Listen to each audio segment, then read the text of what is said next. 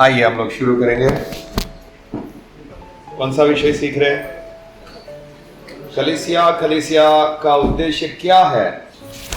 इस धरती के ऊपर कलीसिया क्यों दिया गया? प्रभु के लोग इकट्ठे होकर संगति कर सकें, जहां से सुसमाचार संसार में पहुंचाया जा सके, जहां पे आराधना हो सके, जहां पे प्रभु भोज हो सके। हम लोग प्रभु भोज में चल रहे हैं। प्रभु भोज में हमने कई सारी बातें देखी। फसह का त्योहार मनाया जाता था। उस त्योहार में एक मेमने को काटकर उसका लहू दरवाजे के ऊपर लगाया जाता था। तो हम लोग ये देख रहे हैं लहू का क्या महत्व है। और लहू के बारे में हमने बहुत सारी बातें देखी। लहू क्यों रखा गया था? क्योंकि हमारा प्राण जो है वो लहू में है। लहू निकाल दिया, एक इंसान का प्राण निकल जाएगा। तो लहू के द्वारा प्रायश्चित होता था। लहू इस बात को बताता था कि एक आदमी मरा है, एक जानवर मरा है, और उस लहू के द्वारा प्रायश्चित होता था। एक पापी के बदले में कोई मरा है, ये बात साबित होता था, वो लहू छिड़का जाता था। तो हमने लहू के बारे में बहुत सारी बातें देखी। उसमें पिछली बार लहू के द्वारा हम लोग धर्मी ठहरे हैं, और लहू के द्वारा प्रायश्चित हमने देखा। अब हम आगे बढ़ते हैं। अब हम जाते हैं, लहू के द्वारा हमें शुद्ध किया गया। प्रभु यीशु के लहू के द्वारा हमें शुद्ध किया गया। इसका क्या मतलब है? जहां तक मैं समझता हूं, लगभग कोई इस बात को समझ नहीं पाता इसका मतलब क्या है। शुरू में वचन न जानने के कारण मुझे ऐसा लगता था कि ऐसा कोई आत्मिक रीति से कोई लहू जैसा आता होगा, हमारे पाप को शुद्ध कर देता होगा। लेकिन असलियत ऐसा नहीं है। लहू के द्वारा हमें धोया गया, लहू के द्वारा हमें शुद्ध किया गया। इसको हमको अच्छे से समझना है, क्या बताना चाहते हैं। आइए हम लोग वचन से देखते हैं। प्रकाशित वाक्य 1 उसका 5। प्रकाशित वाक्य 1 उसका 5।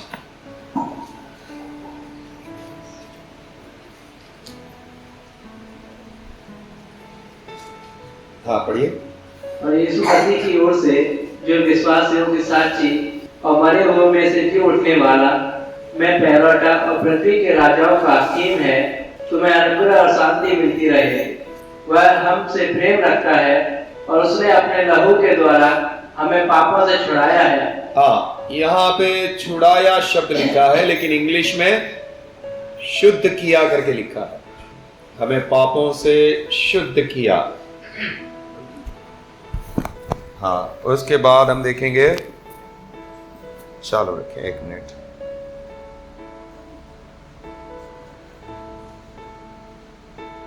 उसके बाद जाते हैं जकरिया की किताब 13 उसका 1। जकरिया 13:1। कौन सा बात सीख रहे हैं हम? यीशु मसीह के लहू में हमें धोया गया, उस लहू में हमें शुद्ध किया गया। इसका क्या मतलब है? हाँ जी, जकरिया 13:1। उस समय दाऊद के घराने और यरूशलेम के निवासियों के लिए पाप और मलिनता धोने के निमित्त एक बहता हुआ सोता फूटेगा। ओके, पाप और मलिनता धोने के लिए एक सोता, ये भविष्यवाणी थी पुराने नियम में। प्रभु यीशु मसीह के प्रायश्चित के द्वारा, प्रभु यीशु मसीह के प्रायश्चित के द्वारा, उसकी मृत्यु के द्वारा लोग शुद्ध होंगे। यीशु के क्रूस के सोते के द्वारा लोग शुद्ध होंगे, उसकी ये भविष्यवाणी थी। ओके, और आगे बढ़ते हैं। तीतुस की किताब 3 उसका 5। तीतुस।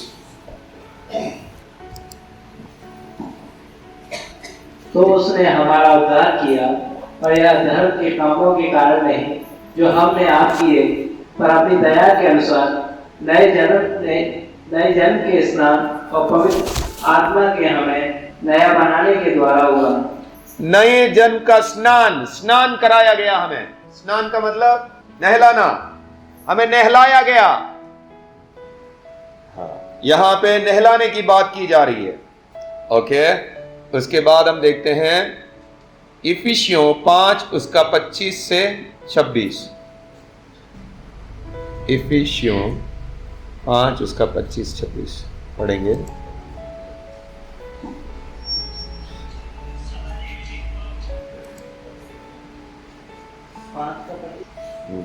इफिसियों 5 उसका 25-26। हे पतियों, अपनी अपनी पत्नी से प्रेम रखो, जैसा मसीह ने भी कलीसिया से प्रेम करके अपने आप को उसके लिए दे दिया कि उसको वचन के द्वारा जल के स्नान से शुद्ध करके पवित्र बनाए। ओके, यहां पे भी स्नान के बारे में लिखा है। यहां पे भी स्नान के द्वारा उसको शुद्ध करें, नहलाएं लिखा है। ओके, उसके बाद हम आगे बढ़ते हैं। पहला कुरिन्थियों का 6:9 से 11।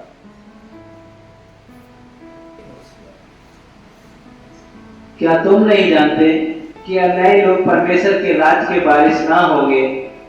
धोखा न खाओ, न वैश्यगामी, न मूर्ति पूजन, न पर स्त्री कर्मी, न लुच्चे, न पुरुषगामी, न चोर, न लोभी, न पियक्कड़, न गाली देने वाले, न अंधेर करने वाले परमेश्वर के राज के वारिस न होंगे। आगे, और तुम में से कितने ऐसे ही थे, परंतु तुम प्रभु यीशु मसीह के नाम से और हमारे परमेश्वर की आत्मा से धोए गए। हाँ, आगे, और पवित्र हुए और धर्मी ठहरे। हाँ, यहां पे लिखा है धोए गए। उसके पहले हमने देखा स्नान कराया, उसके पहले हमने देखा पापों से हमको धोया। प्रकाशित वाक्य 7 उसका 14।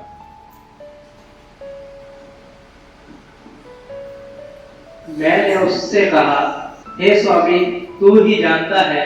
उसने मुझसे कहा, ये वे हैं जो उस महाक्लेश में से निकल कर आए हैं। इन्होंने अपने वस्त्र मेमने के लहू में धोकर श्वेत किए हैं।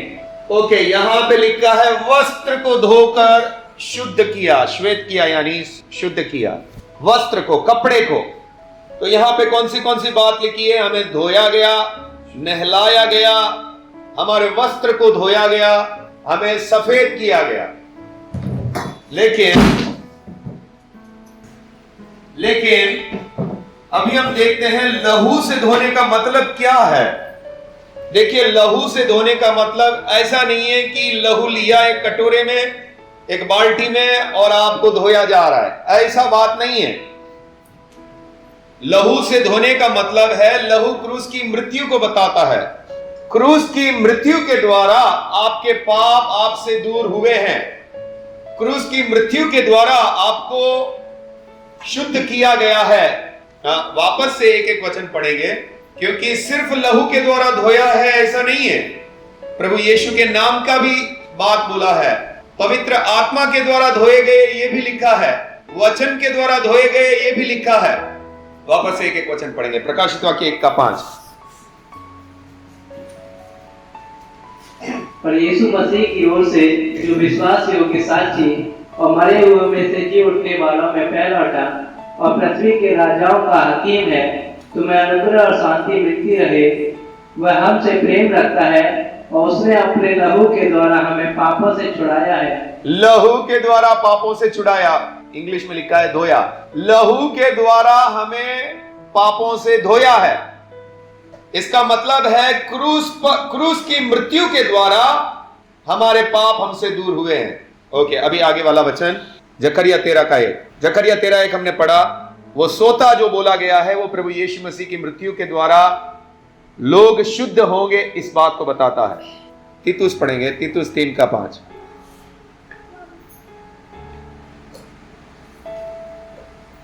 फटाफट बैठ जाओ नीचे, नहीं तो गुस्सा हो जाओगे। बैठ फटाफट।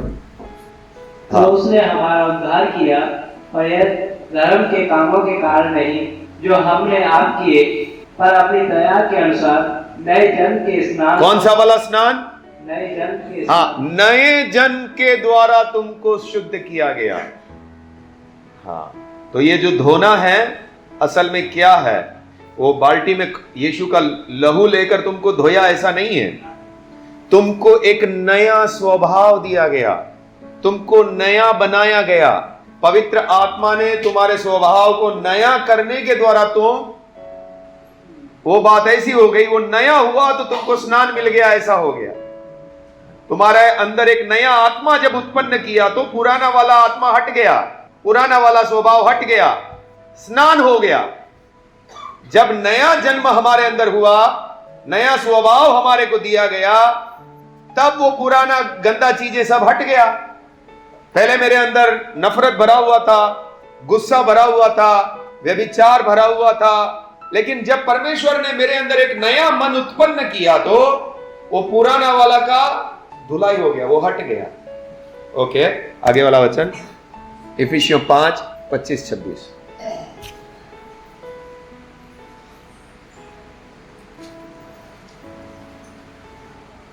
इफिसियों 5:25 और 26। एक वो वाला बाइबल ले लीजिए ब्रदर, वो ऐसा आता है।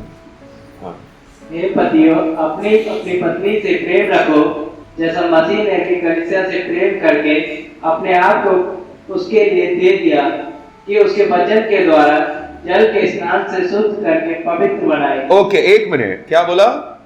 जल के स्नान, उसके पहले थोड़ा सा पहले, कि उसके वचन के द्वारा हमें धोया। पापा पूरा पढ़िए, वचन के द्वारा, कि उसके वचन के द्वारा जल के स्नान से शुद्ध करके पवित्र बनाए। वहां पे लिखा नया जन्म के द्वारा हमें स्नान कराया। यहां पर कैसे धोया? वचन के द्वारा धोया। इसकी क्या बात है? वचन के द्वारा कैसे धोए गए?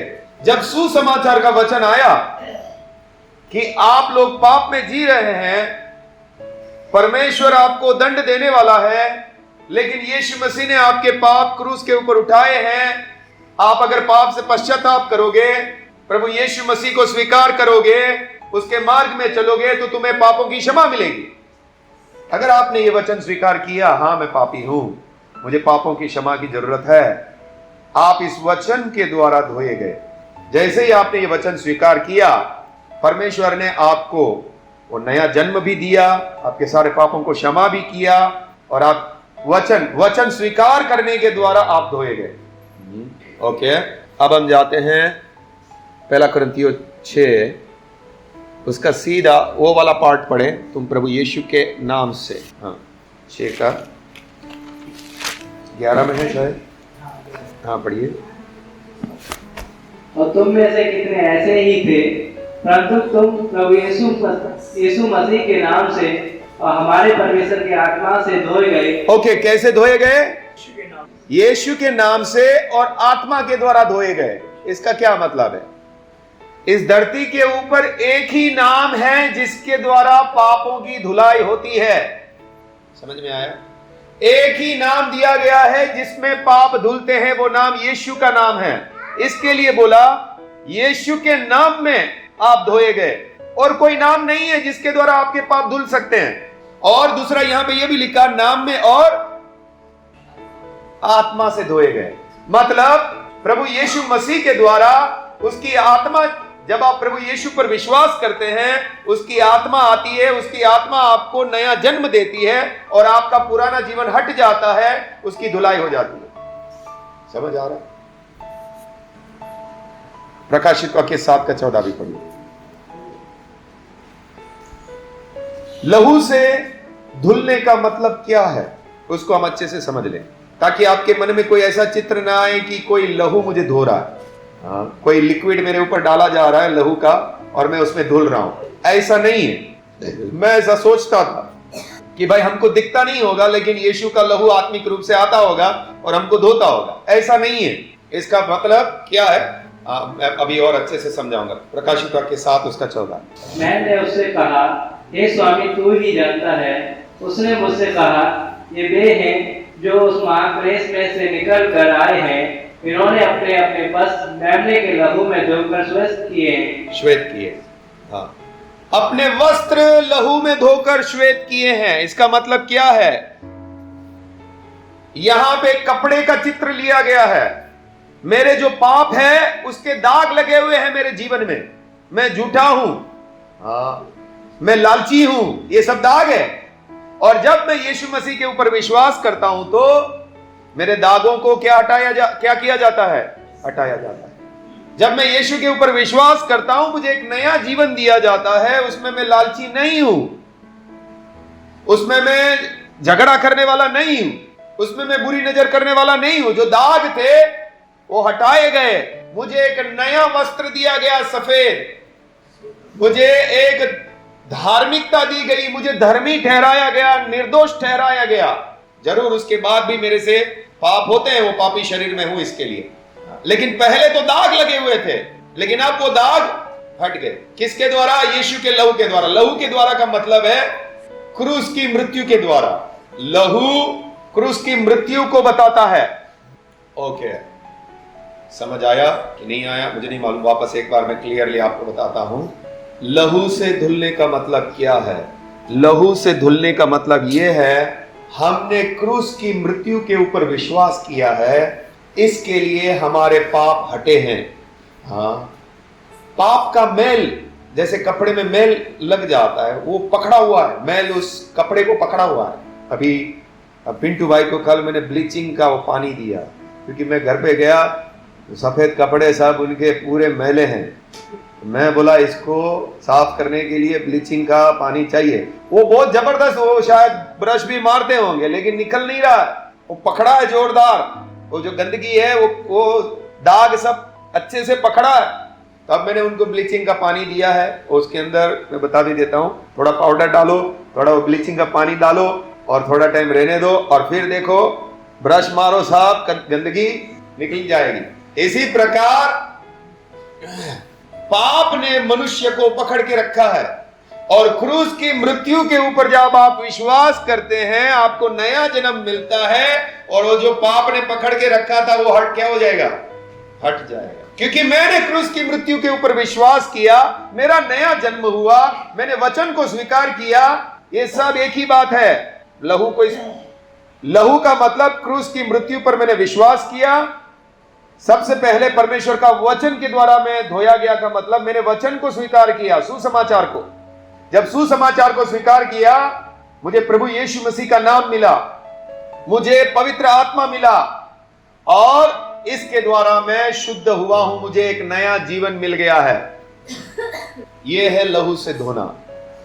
क्रूस की मृत्यु पर मैंने विश्वास किया, सबसे पहले परमेश्वर का वचन मेरे पास आया, वचन से धोया, यीशु के नाम के द्वारा धोया, पवित्र आत्मा के द्वारा धोया, लहू के द्वारा धोया। और सबका एक ही मतलब है, मेरे पास सुसमाचार आया, मैंने स्वीकार किया, तो उसके द्वारा मैं धोया गया। यीशु का नाम पे मैंने विश्वास किया, इसके द्वारा मैं धुला हूं। मैंने पवित्र आत्मा ने मेरे अंदर नया जन्म दिया, इसके द्वारा मैं धुला हूं, मुझे एक नया जीवन मिल गया। हाँ जी। तो अभी एक पास्टर साउथ में है, वो ऐसा प्रचार किया, लहू की सामर्थ तुम्हारे ऊपर उतर रही है, और सब गा गा गा गा गा गा गा गा कर रहे हैं। मैं बोला ये पूरा गलत शिक्षा है। लहू की कोई सामर्थ नहीं है कि किसी के ऊपर उतरेगी। लहू की सामर्थ ये है कि वो पापी को क्षमा मिल जाती है, उसको नया जीवन मिल जाता है, वो सामर्थ है लहू में। लहू में कोई ऐसी शक्ति नहीं है कि कोई उर्र करके आएगी, सब ऐसा ऐसा करने लगेंगे। मैं बोला गलत है, ये साउथ का एक पास्टर कर रहा है, और उसमें फिर दुष्ट आत्माएं कार्य करेगी, ऐसी शिक्षाओं को लेकर आएंगे। उस सिस्टर को बुरा लग गया, बोलता ये लहू की सामर्थ में नहीं मानता। मैं बोला मैं नहीं मानता ऐसी कोई सामर्थ आएगी। लहू की सामर्थ उतरे तो सब तो चिल्लाने लग गए, कोई शक्ति आ गई उनके ऊपर। लहू की सामर्थ क्या है?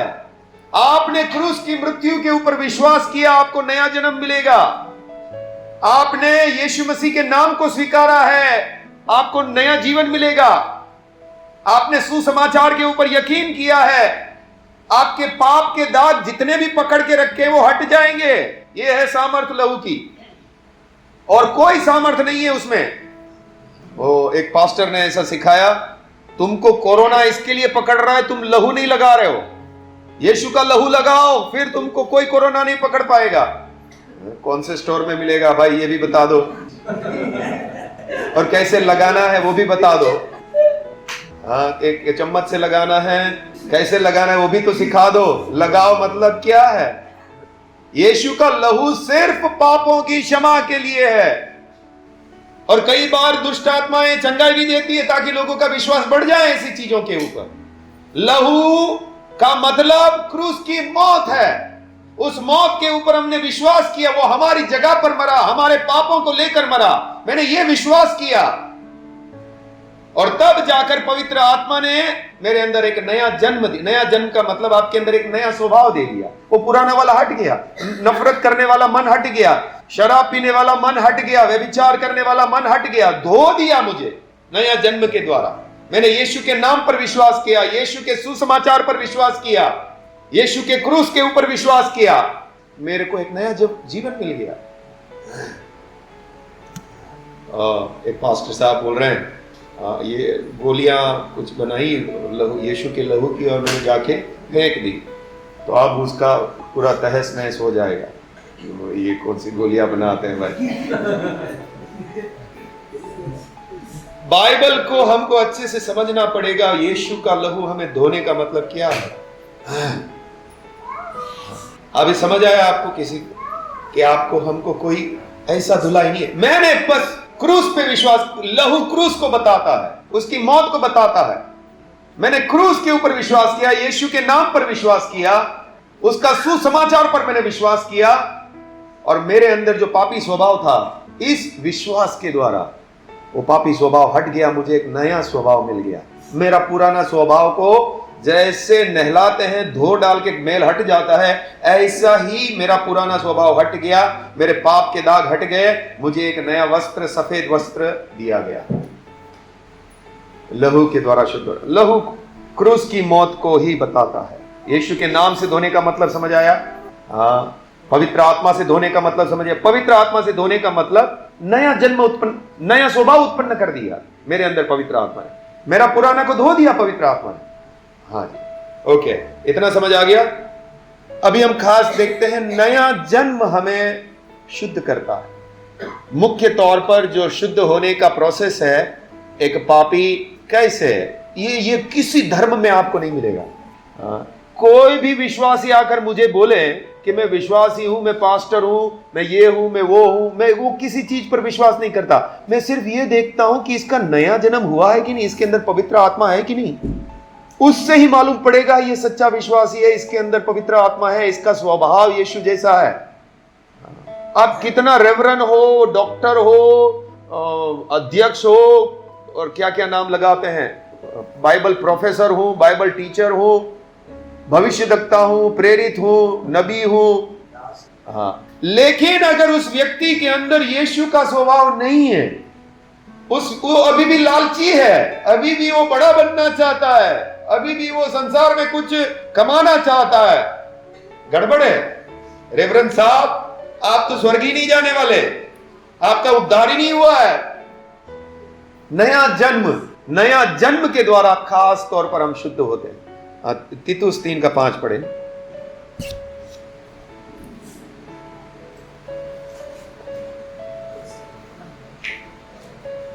तो उसने हमारा उद्धार किया, यीशु मसीह ने हमारा उद्धार किया, और ये धर्म के कामों के कारण नहीं, हमने कुछ किया इसके लिए नहीं, हमारे धर्म के काम के कारण नहीं। आगे, जो हमने आप किए, हाँ, पर अपनी दया के अनुसार हाँ, नए जन्म के स्नान और पवित्र आत्मा के हमें नया बनाने के द्वारा होगा। ओके, नया जन्म का स्नान, नए जन्म के समय में आपको स्नान मिल गया, नहलाया गया। मैं सुसमाचार लोगों को देता हूं तो यही बात मुख्य रूप से बोलता। आप रोज नहाते हैं, लेकिन क्या आपका मन के अंदर जो गंदगी है वो उसको कैसे साफ करोगे? आपके मन के अंदर जो पाप है उसको कैसे साफ करोगे? लेकिन प्रभु यीशु मसीह के द्वारा, उसकी दया से, यहाँ पे लिखा है नया जन्म के स्नान के द्वारा वो हटता है। हमको जो नया जन्म दिया जाता है पवित्र आत्मा के द्वारा, वो नया जन्म क्या है? एक नया स्वभाव उत्पन्न किया जाता है। एक गाली बोलने वाला फिर गाली नहीं बोलता। एक कुदृष्टि करने वाला को अभी डर लग रहा है कुदृष्टि करने के लिए। एक पैसे के पीछे जाने वाला व्यक्ति, अभी उसको डर लग रहा है कि ये गलत है। क्या हो गया? उसको एक नया स्वभाव मिल गया, नया जन्म हुआ है उसका, और वो नया जन्म स्नान है, नहलाया है प्रभु यीशु। और ये कोई नहीं कर सकता। इस धरती के ऊपर जितने भी बाबा, गुरु, जितने भी नाम हैं, उसमें से एक ही नाम है जो आपके अंदर वाले को भी नहला देता है, आपके मन को नहलाता है, आपके मन को नया बनाता है। वो सिर्फ प्रभु यीशु मसीह है। ओके, नए जन्म का स्नान के द्वारा ही आप धुलते हैं। एक व्यक्ति अगर यीशु पर विश्वास करता है, सुसमाचार पर विश्वास करता है और उसका ये नया जन्म का स्नान नहीं हुआ, मतलब उसने सही रीति से यीशु को ग्रहण नहीं किया, झूठा विश्वासी है। समझ में आ रहा है आपको? सही रीति से उसने पश्चाताप नहीं किया, सही रीति से यीशु को ग्रहण नहीं किया, इसके लिए स्नान नहीं हुआ। जिसने सही रीति से यीशु को ग्रहण किया है, पवित्र आत्मा उसके अंदर कार्य करेगा, उसके अंदर नया स्वभाव उत्पन्न करेगा, तभी बोल सकते हैं ये नहलाया हुआ व्यक्ति है, इसको नहलाया है। हाँ, यूहन्ना 3:5।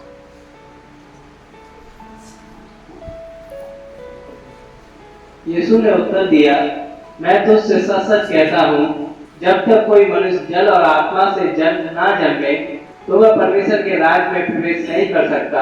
हाँ, यहाँ पे सीधी बात लिखी है, प्रभु यीशु बोल रहे हैं, जिसका नया जन्म नहीं हुआ वो स्वर्ग में नहीं जा सकता। जो जल और आत्मा से जन्मा है उसी का नया जन्म। जल और आत्मा से जन्म का मतलब पवित्र आत्मा जब आपको नया स्वभाव देता है, तो जैसे एक जल के द्वारा शुद्धि होती है शरीर की, ऐसे ही आपके आत्मा की भी शुद्धि की जाती है जल के द्वारा। 2 कुरिन्थियों 5:17।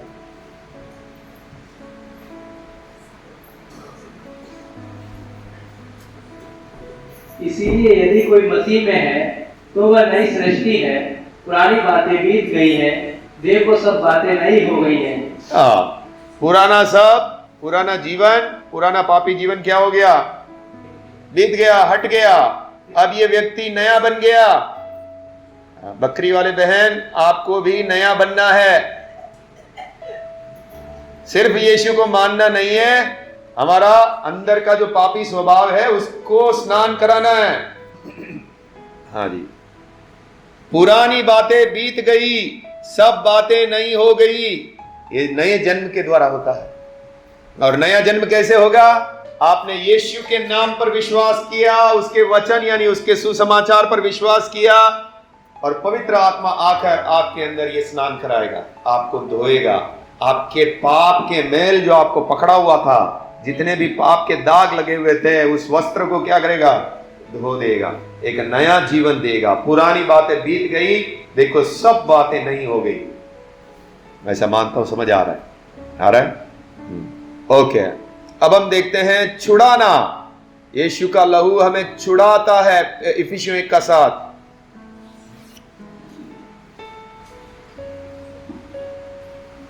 हमको उसमें उसके लहू के द्वारा छुटकारा यानी कि क्रूस की मृत्यु पर हमने विश्वास किया, इसके लिए हमको छुटकारा मिला है पाप से। आगे, अपराधों की क्षमा मिली है। किस बात के लिए? लहू बोला। लहू किसको बताता है? क्रूस की मृत्यु को। ओके, तीतुस 2:14। तीतुस की किताब 2:14। जिसने अपने आप को हमारे लिए दे दिया कि हमें हर प्रकार के अधर्म से छुड़ा ले और शुद्ध करके अपने लिए एक ऐसी जाति बना ले जो भले भले कामों में संलग्न हो। अधर्म से छुड़ा लें, हर प्रकार के अधर्म से हमें छुड़ा लें। कैसे छुड़ाया है? क्रूस की मृत्यु के द्वारा। हमें क्रूस के द्वारा, क्रूस, लहू, क्रूस समान शब्द है। लहू बोलने का मतलब वो क्रूस की मौत को बताता है। तो हमें यीशु मसीह के नाम से, उसके वचन से, वचन यानी सुसमाचार से, उसके पवित्र आत्मा के द्वारा, हमें नया जन्म देने के द्वारा हमको स्नान कराया, हमें धोया गया, हमारे वस्त्र को धोया गया, हमें नया सफेद वस्त्र दिया गया, हमें छुड़ाया गया। हमें पाप ने बांध के रखा था, उससे हमको छुड़ाया। उसके बाद जब हमको पाप से छुड़ाया है, तब हमको लगातार शुद्ध होने के लिए परमेश्वर के पास आना होगा। प्रभु यीशु मसीह ने पैर धोने का एक चित्र रखा था, उसके लिए हम देखेंगे यूहन्ना 13:10। थोड़ा पहले से पढ़ेंगे। यूहन्ना 13, यूहन्ना की किताब उसका 13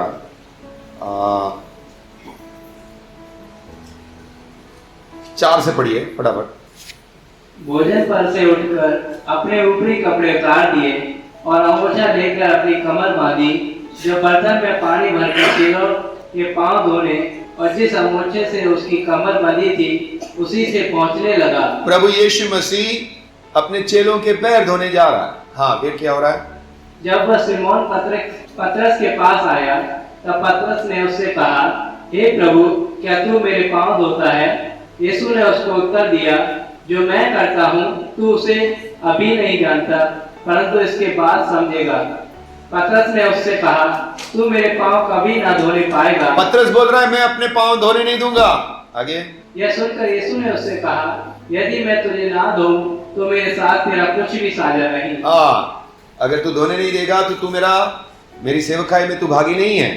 हाँ, आगे। सिमोन पतरस ने उससे कहा, हे प्रभु, तो मेरे पांव ही नहीं वरन हाथ और सिर भी धो दे। यीशु वो बोल रहा है, अगर ऐसा है मुझे तेरे साथ ही साझी रहना है, तेरे साथ सेवकाई करना है तो ठीक है, सिर्फ पैर नहीं, सिर वगैरह पूरा धो दे मुझे। फिर यीशु की एक बात बोलते हैं, वो बात पते की है, बोलिए। यीशु ने उससे कहा, जो नहा चुका है उसे पांव के सिवा और कुछ धोने की आवश्यकता नहीं। तुम लोग नहा चुके हो, अब सिर्फ क्या धोना है? पैर धोना। मैंने तुमको नहला दिया है, मतलब तुम लोग उद्धार पाए हुए लोग हो, लेकिन अब तुम्हारा क्या धोने की जरूरत है? पैर धोने। तुम लोग इस संसार में रहते हो, इस संसार में पैर बताता है चलते हैं। जब हम इस संसार में रहते हैं तो हमारे पैर गंदे होते हैं। हम लोगों को नया जन्म हुआ, हमने पाप का जीवन छोड़ा है, तो भी इस संसार में रहने के कारण हमसे छोटी मोटी गलतियां होती है, पैर गंदे होते हैं। इसके लिए उस पैर को धोना जरूरी है। उस पैर को कैसे धोते हैं? पहला यूहन्ना 1 उसका 7। हाँ, 1 का 9 पढ़िए। पहला यूहन्ना। जब आपके पैर गंदे होते हैं, कभी झूठ निकल गया, कभी दृष्टि से कुछ पाप हो गया, नहीं करना चाहते थे हो गया, कभी गुस्सा निकल गया, ये सब पैर गंदा होने वाली बात है। तो करना क्या है? हाँ, आगे। यदि हम अपने पापों को मान लें, हम क्या करना है? अपने पापों को मानना, प्रभु के सामने पश्चाताप करना, प्रभु मेरे से ऐसी गलती हो रही है। अगर हम मान लें तो वह हमारे पापों को क्षमा करने और हमें सब अधर्म से शुद्ध करने में विश्वास और धर्मी है। अगर हम मानेंगे हमारे पापों को, हमारे पैर गंदे हो गए, प्रभु हम नहीं चाहते इस संसार में रहते हुए लोगों से बातचीत करते हुए मेरे जीवन में ये सब पाप आ गए, मुझे क्षमा कीजिए, और वो विश्वास योग्य और धर्मी है, वो क्षमा करेगा। लेकिन हम जानबूझकर अगर गलत करेंगे तो वापस से फिर गंदे हो जाएंगे। देखिए, पहला यूहन्ना 1 का 6 पढ़िए। आप वापस से पूरे गंदे होने का चांस है, आपके वस्त्र वापस से पूरे गंदे हो सकते हैं। हाँ, पढ़िए। यदि हम कहें कि उसके साथ हमारी सहभागिता है और फिर अंधकार में चले तो हम झूठे हैं और सत्य पर नहीं चलते। अंधकार में चलता है। अगर आप बोलते हैं कि मैं परमेश्वर के साथ मेरा मेल हो गया है, और अगर आप अंधकार में चलते हैं यानी पाप का जीवन बिताते हैं, तो आप सत्य पर नहीं चलते। 7वां भी पढ़िए। पर यदि जैसा वह ज्योति में है वैसे ही हम भी ज्योति में चले तो एक दूसरे से सहभागिता रखते हैं, और उसके पुत्र यीशु का लहू हमें सब पापों से शुद्ध करता है। हाँ, अगर हम ज्योति में चलेंगे यानी पाप हो रहा है तो भी कबूल करेंगे तो हमारी सहभागिता संगति बनी रहेगी। लेकिन अगर हम अपने पापों को छुपाते रखेंगे, हम पाप करते रहेंगे और कबूल भी नहीं करेंगे, पश्चाताप भी नहीं करेंगे, हो सकता है वस्त्र कैसे हो जाएंगे? वो पिंटू भाई के कपड़े जैसे हैं वैसे हो जाएंगे। अभी तो सब ये वाला नहीं, उधर जो टांगा हुआ था, तो वापस से गंदे हो जाएंगे। प्रकाशित वाक्य 16 उसका 15। हमको लगातार शुद्ध होने के लिए प्रभु के सामने आना है। प्रभु मेरे पैर गंदे हो रहे हैं, मैं इस संसार में रहते हुए मुझसे ये छोटे मोटे पाप हो रहे हैं, मुझे क्षमा। लेकिन अगर आपके जीवन में कोई बड़ा पाप आने की संभावना दिख रही है तो उपवास लेके आपको बैठ जाना चाहिए। नहीं तो आप फंसेंगे, आप पूरी रीति से आपके वस्त्र गंदे हो जाएंगे। अभी बीच में हमारे कलीसिया में जो घटना हो गई, क्या हो गया? वस्त्र गंदे हो गए।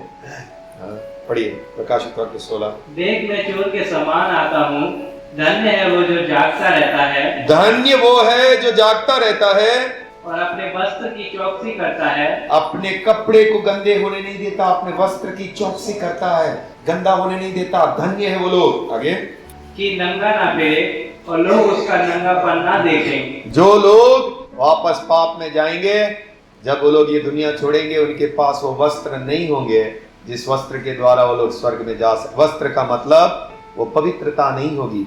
पवित्रता के बिना कोई भी परमेश्वर को नहीं देखेगा।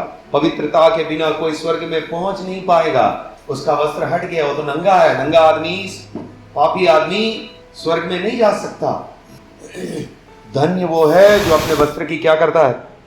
चौकसी। गंदा नहीं होने देना है, बचा के रखना है। अभी बारिश का समय है, आप चल रहे हैं, गाड़ी वहां से निकल रही है, आप साइड में हो जाएंगे, भाई ये गंदा कर देगा मेरा कपड़ा, इससे अच्छा चौकसी से चलेंगे। इसी प्रकार आपको इस संसार में चौकसी करके चलना है। अपने परमेश्वर ने आपको धोया है नया जन्म के द्वारा, क्रूस की मृत्यु के द्वारा आपको एक नया जीवन मिल गया है, पवित्र जीवन मिल गया है। अभी इसको आपको क्या करना है? संभालना है। और जो जागते नहीं रहे, यीशु ने बोला धन्य है वे जो जागते रहते हैं। जो जागते नहीं रहते वो लोग पाप में पड़ेंगे, वो लोग अपने वस्त्र को गंदा कर देंगे, और जब प्रभु का राज आएगा उनके पास वस्त्र नहीं है स्वर्ग में जाने के लिए, वो लोग नंगे हैं और उनको स्वर्ग राज में प्रवेश नहीं मिलेगा। ओके, मैं ऐसा मानता हूँ यीशु के लहू के द्वारा धोने का मतलब क्या है आपको समझ आया? ठीक है, प्रभु आपको आशीष दे। ईश्वर आखिर प्रार्थना।